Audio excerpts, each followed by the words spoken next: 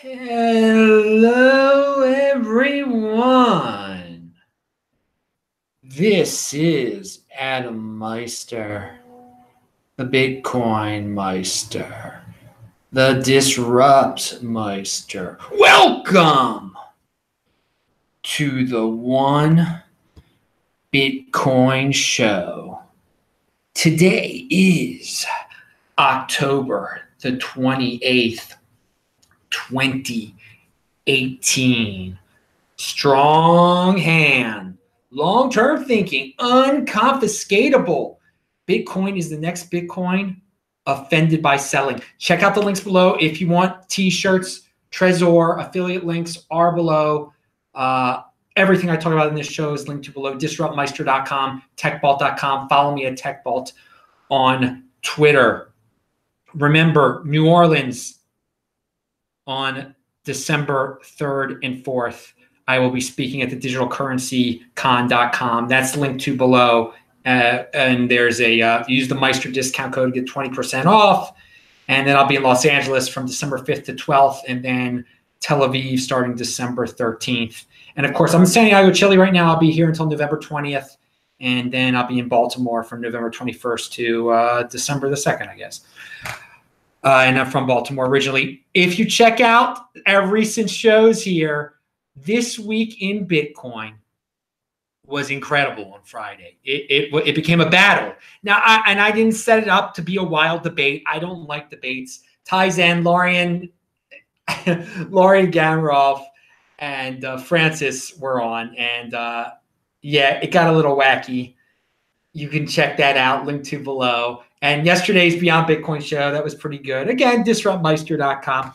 So speaking of Friday's show, this tweet by Matt Odell, which, I mean, he just tweeted this out on his own. It's the perfect reply to Friday's This Week in Bitcoin. Patience. Censorship resistance isn't easy or cheap. You can already send censorship-resistant payments relatively cheaply today using Bitcoin. It will get easier and cheaper over time as the ecosystem develops. Conservative development is crucial. Strong hand, people. Be patient. That, if you watch Friday's show, you'll see we should have just tweeted that out in the middle of the show. So, another tweet by Matt Odell that I like: if you don't trust your government, the value proposition of Bitcoin becomes extremely obvious. Russians and Venezuelans are currently driving the largest share of local Bitcoin's volume worldwide. They are using Bitcoin to opt out of dysfunctional governance. And again, so Bitcoin has a use case there for the people who say, oh, I know, I want to be able to buy coffee with it now. No, right now, if you don't trust your government, trust your Bitcoin. Preserve, value your wealth in Bitcoin. Preserve it and pound that freaking like button, all you people out there. Okay, so Alistair Milne retweeted something, and he also said, so many brazen, outrageous frauds in crypto, pretending to have credibility, experience. Yeah, there are a lot of those. And Forbes, and what he's talking about on the cover of the Middle East version of Forbes is a guy named Ezekiel Osborne. And Fluffy Pony says Ezekiel Osborne is not one of the original Monero core team members that started the community-based stewardship of Monero, nor has he ever been involved with Monero in any way. Until today, none of us had ever heard of him. Well, this Ezekiel dude, who has nothing to do with Monero, in the story says that he was one of the founders of Monero. And Forbes Middle East publishes this. So there are people. And so what else did they put this dude on the cover? You know, that he's such a great crypto guy, this Ezekiel dude. What else is he lying about? Okay. People are just straight up frauds in this space. They will lie about anything that can be proven to be a lie with ease, like that. You know, of course, Fluffy Pony, if he's going to read that someone was was there with him at the beginning of Monero and he wasn't there, it's easy to prove that Fluffy is right and that dude is. And I'm not the biggest Fluffy fan in the world, but this is ridiculous that this guy, and they put him on the cover. So this goes back to my point that there are a lot of liars in crypto. You got to be really careful who you believe, even when it's on the nice fancy cover of Forbes Middle East. Oh my God, you Saudi Arabians are getting some false info. All right, so YJK says happy Sunday, and he sends $10 in the super chat. Dude, it is a happy Sunday. I'm a happy dude. I try to keep it positive here. Try to keep you dudes safe. Remember, be careful of the frauds of crypto. So, on a somewhat related note, on a clickbait-related note, clickbait for the masses. I think that's a good way to describe Crypto Man Ran of CNBC South Africa. The guy is about creating big headlines. And often he gets carried away. He's been on my show before. I've been on his show before. A lot of people get angry at him because he's pumped up ICOs. He said XYZ is the next greatest thing. This is going to go to 60K. And he's wrong a lot because he goes for these major headlines. And so the other day he says he's got information on a Coinbase IPO. I mean, I can't believe this. I'm like, dude, you can't keep saying these things. You can't keep saying these things. Well, I guess he can because he keeps getting away with it. Because again, clickbait for the masses, clickbait for the 80%ers. They forget it. They are happy. They'll click on it. They'll follow him. He's got it. He's got it going on. I mean, that's one approach to become big in crypto, I guess. If you want to become big in crypto, you could be like that, the other guy, and just straight up make up horrible lies and get on covers. Or you could be like Crypto Man Ran and stretch reality and make big predictions and have all sorts of people on your show that are somewhat iffy. But breakermag.com. Nobody believes Crypto Man Ran, and that's really great for Bitcoin. I linked to that article below. It is an interesting article. And I would disagree that nobody believes Crypto Man. I would say that most people believe him because in the space, because most people in the space are 80%ers and they just want to, they want to hear, they want that confirmation that their coin's going to do well, or that Bitcoin's not the next Bitcoin. Okay, that one Bitcoin does this, but Rand does not value his wealth in Bitcoin, or he does not present himself in that way at all. I mean, he's all about trading, and he's appealing to that impulsive behavior of the 80%ers. It's a trading show. And so he's got to say big things. He's got to keep on coming up with big. No, there's no IPO for Coinbase. There's not. So Breaker Mag calls him out on that, and I linked to that below. But I will say this: you got to check out the Twitter feed at Breaker Mag. It's just Breaker Mag, BREAKER Mag. They've got some good stories. They're a hard-hitting organization that I've just started to find out about, and they're going to call out. They're going to call out things they don't like, and they're straight up, man. They're not clickbaiters. They are not clickbaiters. All right, they're not clickbait for the masses. So they're not for the masses. They are for the. It's a thinking man's magazine, a thinking man's Twitter feed there. 20% baby, strong hand. Pound that like button. So on the show, on the This Week in Bitcoin show that went totally out of control, that you got to watch on Friday, from Friday, I quoted the beginning of I don't like CoinDesk articles. They're very clickbaity, okay? But this one article, the first two lines of the article inspired me. And they were, crypto needs a killer app and a better sales pitch. The average consumer just doesn't care about decentralization. And I agree with the average consumer doesn't care about decentralization. The average consumer, the people out there, when we're talking about, they just spend. They don't save a darn thing. All right? They don't care about decentralization at all. No. They want to just spend their welfare dollars getting big screen TVs.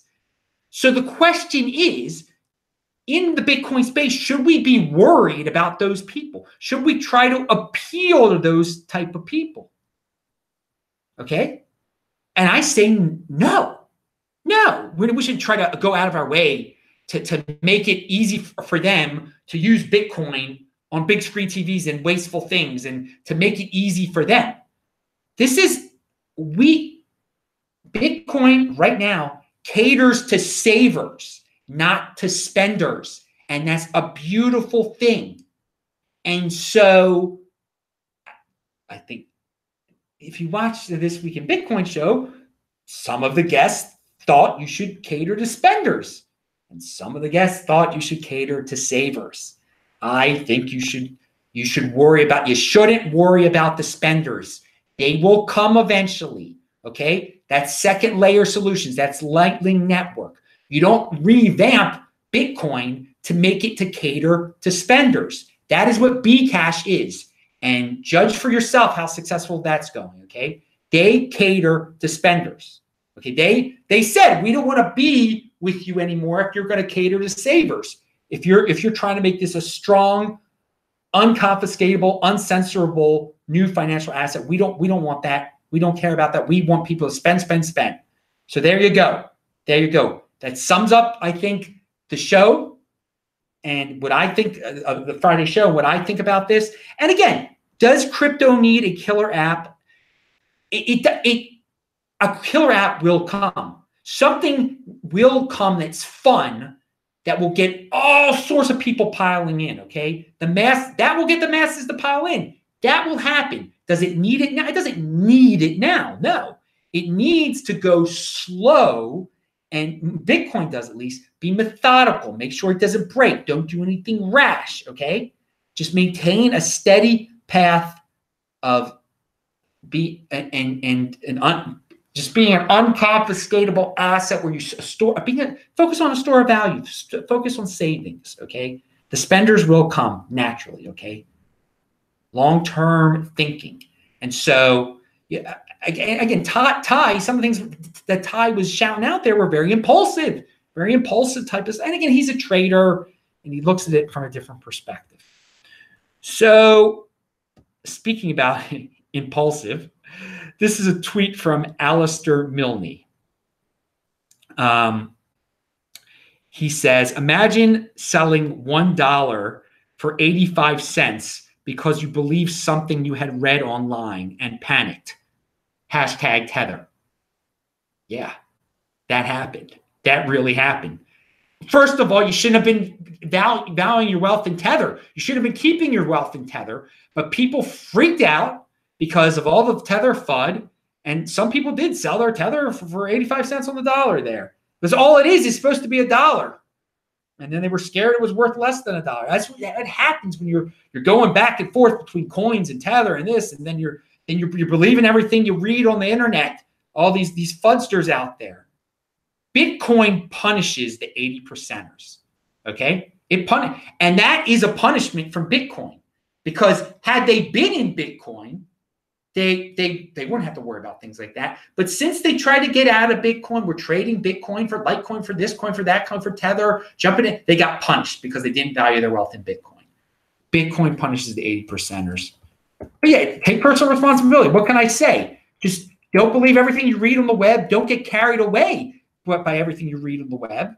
But I mean, if you're just storing your Bitcoin on your Trezor, then, and you've got a strong hand, you think if you keep it simple, long-term and simple, store of value, you're good to go, dude. And you don't have to worry about all these bumps on the road, because they're not going to be bumps for you. You're just going to be sitting there watching and laughing and saying, yep, Bitcoin punished another 80%er.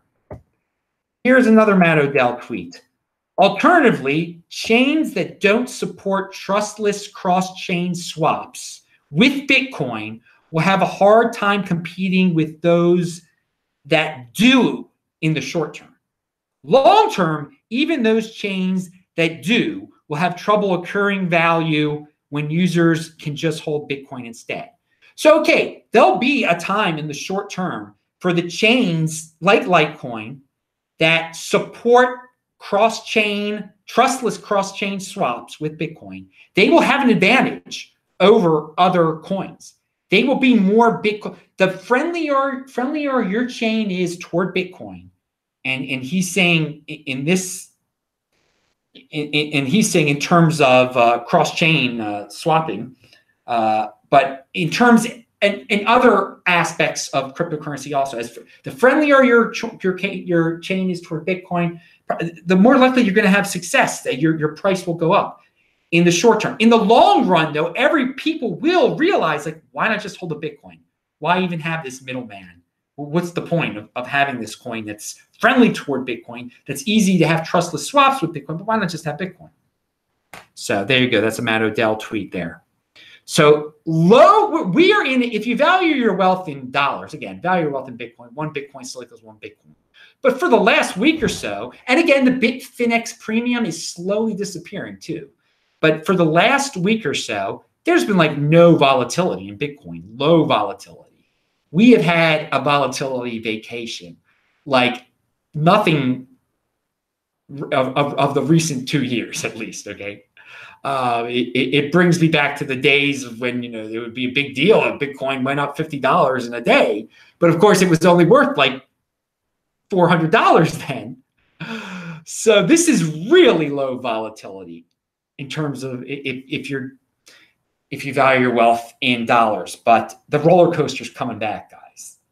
This is just a blip on the radar. We're going to look back on this as a vacation, because you got to have a strong hand, because in the future, there might be a day where it goes down by $6,400 if it's like $100,000 and Fidelity gets hacked or something like that. So we will look back and laugh like, oh, remember that time in 2018 when the Bitcoin price was only moving like $30 a day and everybody was bored, supposedly? No, you should not be bored. There's so much to look forward to. But this is practice to strengthen your hand. When it does jump around by incredible amounts, just think back to now and say, like, because one day in the future, Bitcoin will not be a volatile asset anymore in terms of dollar. Probably around 2028 or something. I don't think it's going to be after 2020 halving. That's not going to make it. That's not going to decrease volatility on a long-term basis. I think it'll be after 2024, if not after 2020. Again, these are things to look forward to. So no, we're not in this new.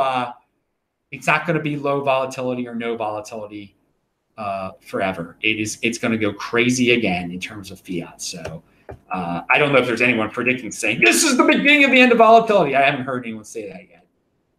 But just putting it out there. Enjoy your vacation from volatility. Finally, from Jimmy Song, here's an interesting tweet. If you leave Bitcoin because you don't like how you're treated, you really don't understand sound money.